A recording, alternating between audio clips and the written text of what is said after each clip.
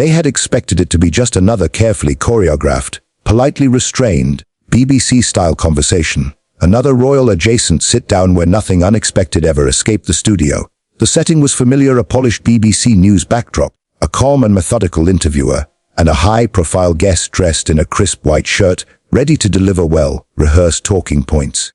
But within minutes of the cameras switching on and the iconic red BBC banner streaking across TV screens, viewers sensed that something was off. Meghan Markle wasn't simply guarded this time.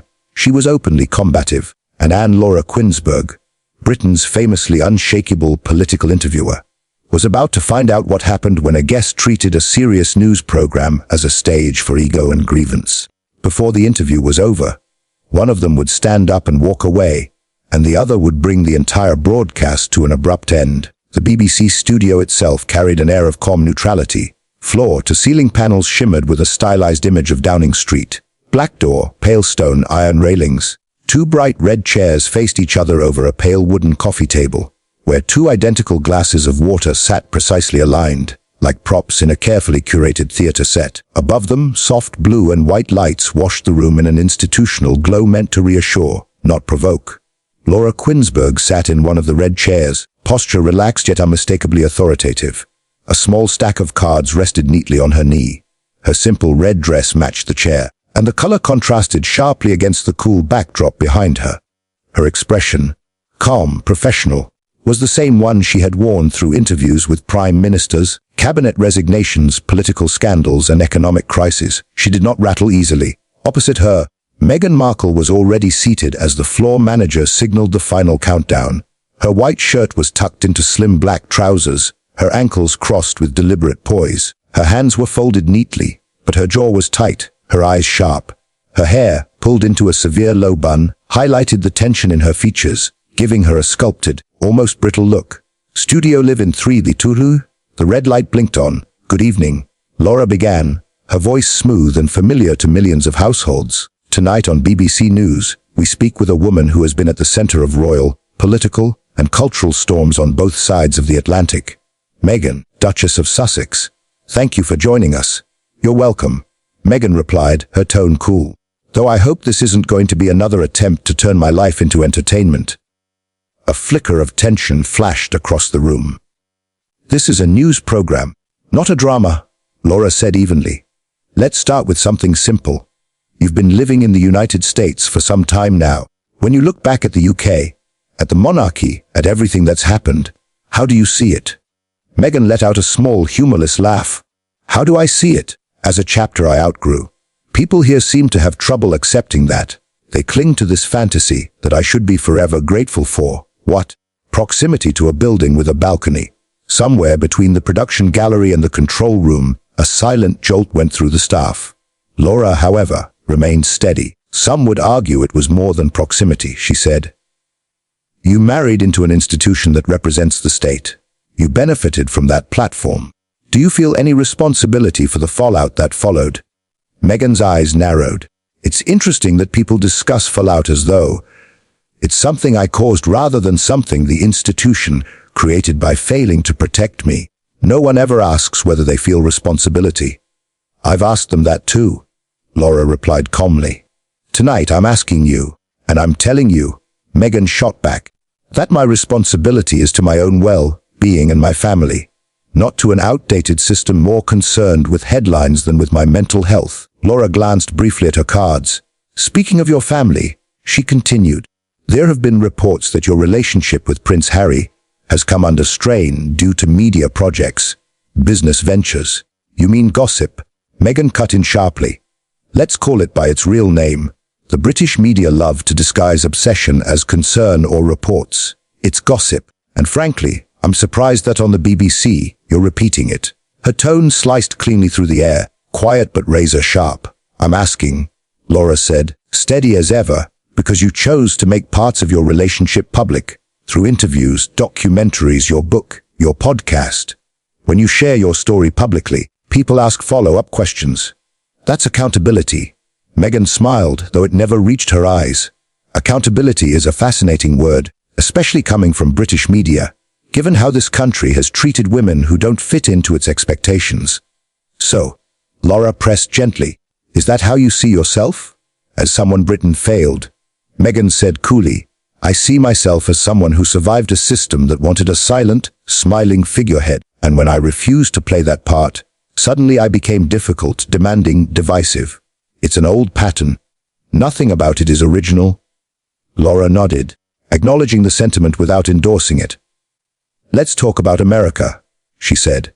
You've described finding freedom there, yet critics argue you've traded one institution for another. Hollywood, streaming platforms, major media deals. Do you feel you've simply moved from one power structure to another? Meghan gave a small shrug. That sounds like something a think tank panel would come up with. Real people understand that when you've been caged, using your voice isn't hypocrisy. It's survival. If I choose to work with companies that amplify my message, that's called strategy, not betrayal. Laura's eyes sharpened almost imperceptibly. Some would argue that your message often circles back to you. Your experience, your pain, your journey. Do you worry that the causes you champion, mental health, equality, women's rights, get overshadowed by the focus on your personal narrative? Meghan's jaw tightened. Fascinating, she said icily, how women are criticized for centering their own stories. When men write memoirs or discuss their battles, they're called courageous. When I do it, I'm self-absorbed. I refuse to internalize that double standard. I'm not asking you to internalize anything, Laura said, still steady. I'm asking whether you recognize that some viewers feel fatigued hearing the same story presented across multiple platforms. And I'm telling you, Meghan snapped, that if people are fatigued by hearing the truth, that says more about them than about me. For a moment, silence stretched across the studio. 2 water glasses glinted untouched on the table. The faint hum of the overhead lights seemed louder in the sudden stillness. Laura set her cards aside. All right, she said. Let's address something specific. There have been questions about discrepancies in your interviews. Details about conversations, timelines, events. Some say your narrative evolves. Do you understand why that raises questions? Meghan's lips parted in disbelief.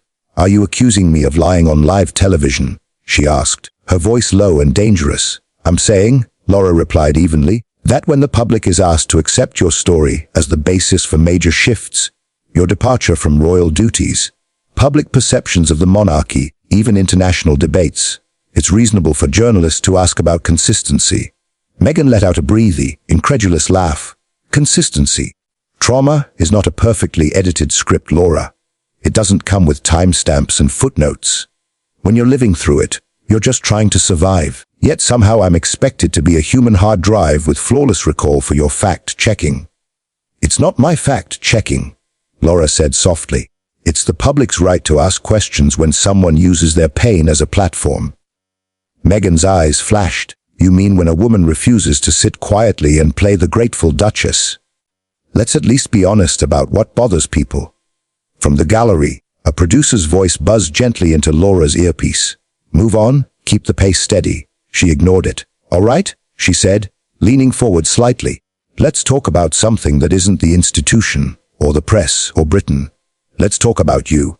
Strip away the titles, the deals, the cameras. Who is Meghan Markle? Meghan blinked as though the simplicity of the question offended her. Someone, she said at last, who doesn't owe this country, or this program, an apology for choosing herself. Laura held her gaze. The tension between them thickened like fog. That, she said quietly, is exactly what we'll explore after the break.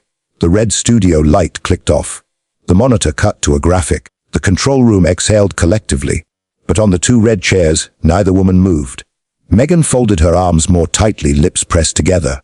Laura watched her for a moment, considering the next line of questioning.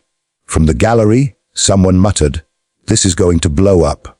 They had no idea how much further it was about to go. When the red light blinked back on after the break, the atmosphere was electric, sharper, colder, unmistakably altered. Whatever quiet existed during the adverts hadn't softened the moment, it had distilled it.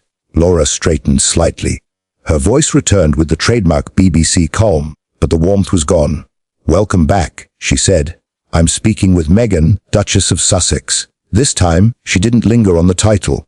Before the break, Laura had been exploring truth, memory, and accountability. As the cameras rolled again, she leaned forward slightly, her calm professional tone cutting through the studio air. "I want to move forward, Meghan, But I'd like to linger on one point first. You've said repeatedly that you felt silenced in your former life. Yet today, you are among the most visible public figures in the world. Do you accept that visibility comes with scrutiny? Meghan's lips pressed into a thin, measured smile. Scrutiny is one thing, she said carefully. Harassment is another. Britain has always blurred that line when it comes to me. I'm not asking about the tabloids. Laura replied evenly. I'm asking about the public. The taxpayers, the viewers, people who feel compelled to take sides in a conflict they never chose. Meghan scoffed softly. People take sides because they're encouraged to. Conflict sells. It's easier to turn me into a symbol than confront the failures of the institution itself. Laura didn't flinch. Let's talk about those failures. You've accused the royal household of neglect, indifference to your well-being, even cruelty. Yet senior figures in the palace deny those claims. Some former staff argue that your portrayal omits your own conduct. How do you respond to that? That's predictable, Meghan said coolly. When powerful systems feel threatened, they rewrite history. It's what institutions always do. So everyone else is lying? Laura asked, her voice steady. Meghan's eyes hardened. No, I'm saying that when the imbalance of power is extreme, truth becomes inconvenient. Laura paused, letting the words settle. Then let's talk about power. Because for many viewers, you now sit on the other side of that imbalance. You command global attention, major media platforms, lucrative contracts. Do you reflect on the influence you wield? Meghan tilted her head slightly. Influence is a strange word. I'd say visibility. Visibility doesn't equal power when you're constantly attacked. But yes, it allows me to shape narratives. Laura leaned in. And that brings me to your media projects. Your documentaries, podcasts, memoir. Some critics argue they present a one-directional story, your voice, your truth, with little room for contradiction. Meghan leaned back, crossing her arms. Are you suggesting I invite my abusers onto my platform for a friendly debate? I'm suggesting, Laura said evenly, that when public claims carry geopolitical implications, affect diplomacy, or touch institutional trust, it's not unreasonable for journalists to seek corroboration. Meghan's jaw tightened. So now my personal trauma is a matter of state architecture. You made it one, Laura replied gently. Be taking it global. For the first time, Meghan's composure wavered. Her breath quickened. You're framing this as if I orchestrated some grand campaign. I told my story because I was breaking, because I was desperate. And now you sit there with your neat cards trying to intellectualize my pain into a policy debate. This isn't personal, Laura said softly. It's public. Everything becomes public when you marry a prince. Meghan shot back.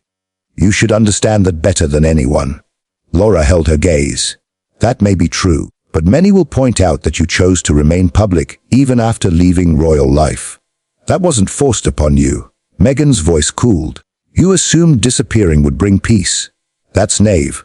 Laura shifted slightly, but maintained pressure. Let's talk about your children. You've spoken passionately about shielding them from the intrusion you endured. Yet they are, by birth, connected to one of the most scrutinized families in the world. How do you reconcile that? Meghan's eyes flicked to the side before returning to Laura. My children are not public property. No, Laura agreed. But they are part of a story you continue to tell publicly. Their titles, upbringing, even their line of succession, have been discussed by you in interviews. Meghan exhaled sharply. Because when I don't speak, others speak for me, and they rarely tell the truth. Laura's tone remained calm. Some would say that speaking constantly keeps the spotlight exactly where you claim you don't want it. Meghan's fingers tightened on the armrest. So what's your solution? Silence? Erase myself? Just vanish to make people comfortable? My question, Laura said, is whether there comes a point when engagement preserves conflict rather than heals it. Meghan laughed short and dismissively. That sounds like advice from people who've never had to fight for their narrative. Laura studied her carefully. You often speak about fighting, she said, voice even. Against the palace, the press, Britain, critics. But at what cost, Meghan? At what point does the struggle for your voice become a perpetuation of the very conflict you claim to resist? Do you ever worry? Laura asked softly, that you're now fighting the world itself. For a brief second, Meghan hesitated, the armor slipping just enough to show vulnerability. Then, as if on cue, it snapped back into place. I worry, she said coolly. about raising children in a world where powerful institutions are rarely questioned. If that means I am fighting, then yes, I will always fight, even if that fight leaves scorched earth behind, Laura asked quietly. Meghan's eyes sharpened. Sometimes that's the cost of change. Laura leaned forward just slightly, her calm gaze steady. And what about the cost to Prince Harry? His relationship with his father, his brother, his country. Meghan stiffened, a subtle but visible reaction. Harry is an adult. He makes his own choices. Of course, Laura acknowledged, but he has also, by his own admission, lost almost all contact with his former family. Do you take any responsibility for that outcome? Meghan's smile tightened, strained. That's a deeply offensive question. It's a fair one, Laura said immediately. When two people enter a partnership, their consequences intertwine. The public wants to know whether you acknowledge any personal role in where he stands today. Meghan's voice dropped, measured and deliberate. Let me be very clear. I did not sever Harry from his family. The institution did that long before I ever entered it. I simply refused to be collateral damage for their dysfunction. Laura did not flinch. And yet, he left with you? Yes, Meghan replied sharply. Because he chose freedom? Or exile, Laura said, letting the words hang in the air like frost. Meghan's eyes flared. You're twisting language to provoke a narrative. I'm reflecting the way many in Britain describe it, Laura replied evenly, including those who once admired you. Meghan shook her head slowly, her expression hardening into near contempt. I see what you're doing now. You're not interviewing me. You're prosecuting me? No. Laura said calmly but firmly. I'm questioning you. That is the job. I don't have to sit here and accept hostile framing dressed up as objectivity. Meghan snapped. You're right, Laura said quietly. You don't have to. But you did agree to this interview. For a moment, Meghan was silent, breathing visibly, the tension in the studio thick and almost tangible. Laura glanced briefly at her cards, then placed them face down on her knee. All right, she said. Let's move to one final area for this segment, your future. You've spoken about building a new legacy outside royal life. What specifically do you want the world to remember you for in 20 years' time? Meghan straightened, her voice regaining its polished confidence. For choosing myself, for protecting my children, for speaking when it would have been easier to stay silent. Laura held her gaze. And if the world remembers conflict instead of courage? Meghan's lips curved into her familiar controlled smile. Then that will say more about the world than it does about me. Laura nodded and glanced at the camera. We'll continue after the break. As the lights dimmed and the cameras cut away, the studio felt colder, heavier. Meghan leaned back, arms crossing tightly over her chest. Laura exhaled slowly, listening to the rapid-fire whispers flooding her earpiece. In the control room, one producer murmured, "She's not backing down." Another replied, "Neither is Laura." For the first time that night, it became clear this interview was no longer about answers. It was about who would break first. The red light blinked back on. No music, no soft reset, just pressure. Laura Kuenssberg sat upright, note cards untouched. Her patience had vanished, replaced not by anger but by something colder, resolve. "Welcome back. This is our final segment," she said. Meghan nodded once, chin lifted, arms still crossed like armor. Laura didn't ease into it. "Let's talk about money." A subtle shift passed through Meghan's eyes. "You and Prince Harry have signed multi-million-dollar media deals while repeatedly stating your motivation is healing, privacy, and protection. Many viewers struggle to reconcile those realities. Do you?" Meghan exhaled sharply. "Oh, here we go." "Yes," Laura said softly. "Here we go. People are always more comfortable when women suffer for free." Meghan replied coolly. "If I tell my story without compensation, I'm exploited. If I am paid for it, I'm accused of greed, a convenient trap." Laura's tone stayed level. "It's not the payment alone that raises questions. It's the repetition. Each platform restates the same grievances while insisting the past is behind you." "Which is it?" Meghan leaned forward. "You want a soundbite? Fine. Trauma doesn't expire on your schedule. And credibility." Laura pressed, voice steady, eyes locked on her guest. "Does that ever expire?" Laura asked, her voice steady, eyes locked on Meghan. Meghan's jaw tightened. "You keep implying deception," she said sharply. "If you have an accusation, state it plainly." "All right," Laura replied evenly. "Several claims made in your interviews have been challenged. by court documents, third-party witnesses, and even your own previous statements. Do you accept that some of your public narratives contain inconsistencies? Meghan laughed, short and sharp. The sound cut across the studio like glass. Inconsistencies exist when journalists cherry-pick, or when memory conflicts with record. Laura countered immediately. A heavy silence filled the room. Meghan's eyes hardened, flat and unyielding. "This is not journalism," she said, voice low. "This is character assassination dressed up as civility." Laura did not raise her voice. Her calm made it sharper still. "No. This is accountability. Accountability does not become persecution simply because the subject dislikes the questions. You are not neutral." Meghan shot back. "I never claimed to be," Laura replied evenly. "I claim to be fair." "Fair to whom?" Meghan snapped. "The institution that discarded me, the press that hunted me, the public that demands blood in exchange for sympathy." Laura leaned in slightly, voice firm. "Fair to the truth." Meghan's composure began to crack. "I owe Britain nothing," she said sharply. "Not explanation, not gratitude, not silence. I survived that system. I escaped it, and yet you still need it." Laura said calmly. "Its attention, its outrage, its audience." Meghan rose slightly in her chair, then sat back, controlled but visibly shaken. "You're determined to cast me as a manipulator," she said. "No," Laura replied. "I'm asking whether you accept that your choices create consequences beyond your own pain." "I'm saying those consequences were already written for me." Meghan fired back. "No matter what I did." Laura paused, studying her. "Then let me ask a direct question," she said. "One the public consistently asks, and you consistently avoid. Do you regret anything?" Meghan's eyes narrowed. A beat passed, then another. Her voice dropped. "I regret believing that kindness would protect me." "That's not what I asked," Laura said. "Do you regret any action you personally took?" The silence stretched unbearably. Meghan's expression hardened, unyielding. "This line of questioning is finished," she said. "No," Laura replied quietly. "This interview is reflecting exactly what viewers have long suspected. Responsibility always ends somewhere outside yourself." Meghan stared, stunned. Laura continued, her voice firm. "You've blamed the palace, the press, the country, even vague forces of history. But at no moment today have you acknowledged a single misjudgment of your own. That is why public trust remains fractured." Meghan leaned forward, anger now fully visible. "You invited me here under false pretenses?" "No," Laura said evenly. "You accepted the invitation knowing exactly who I am. You used me as a spectacle?" Meghan snapped. "I use my platform for questioning," Laura corrected. Meghan shook her head, laughing bitterly.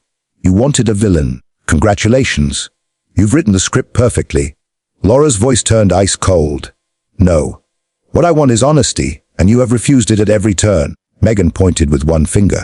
"You do not define my honesty." "No," Laura said quietly. "But I do define the standards of this program." The room felt airless, tension thick enough to touch. Producers shifted nervously behind the glass. No one cut the feed. "Then stop pretending this is an interview," Meghan said, voice razor sharp. "Admit it's a trial." Laura did not hesitate. "All right. Here's the verdict for this program. This conversation cannot continue respectfully." Meghan froze. Laura turned directly to the camera. "When a guest repeatedly refuses accountability, redirects every question into grievance, and treats fair challenge as a personal attack, the interview ceases to serve the public." She turned back to Meghan. "For that reason, I am ending this discussion now." Meghan's face flushed. "You're silencing me again," she snapped. "No," Laura said calmly. "I am protecting the integrity of this space." She stood. "This interview is over. You may leave the studio." For a moment, Meghan did not move. Then she rose abruptly, the chair scraping softly against the floor. "This is exactly who you are," she said coldly. "You pretend to be measured while executing people on air." Laura did not respond. Meghan walked toward the exit, microphones capturing every sharp breath. She paused at the door. "You won't control the story," she said. Laura answered quietly without flinching. "Perhaps not, but I will not surrender the questions." Meghan left the room. The camera held on Laura alone. She turned slowly toward the lens. "Thank you for watching. Good night." The screen faded to black. The tension lingered, a reminder that some confrontations are impossible to soften, and that truth, accountability, and perspective remain fiercely contested in the glare of public scrutiny.